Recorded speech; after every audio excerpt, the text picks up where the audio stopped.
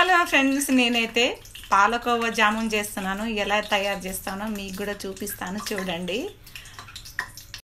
ఇది half KG khova. Half KG కోవాకి నేను ఈ గ్లాస్తో 2 మైదా తీసుకున్నాను. 2 మైదా వేసి కొన్ని పాలు వేసి మిక్స్ చేసుకున్నాను. 10 నిమిషాలు అలా ఉంచేసి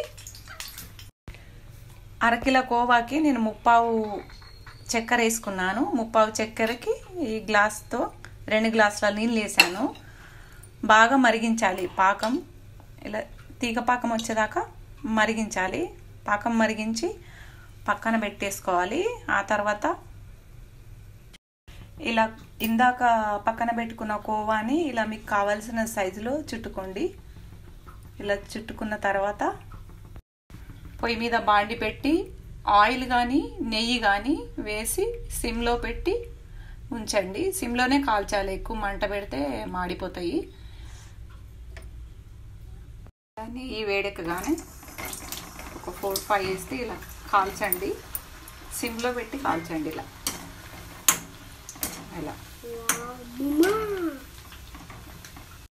ఇలా దూరగా కాలిన తర్వాత తీసి ఇలా పాకంలో ఉంచేసేయండి.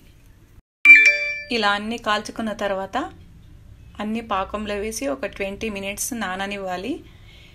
ఇది చెయ్యగానే తినడం కన్నా నెక్స్ట్ డే తింటే ఇంకా చాలా బాగుంటాయి. యమ్మీ జామున్ రెడీ. ఇప్పుడు టేస్ట్ చూద్దాం ఎలా ఉందో.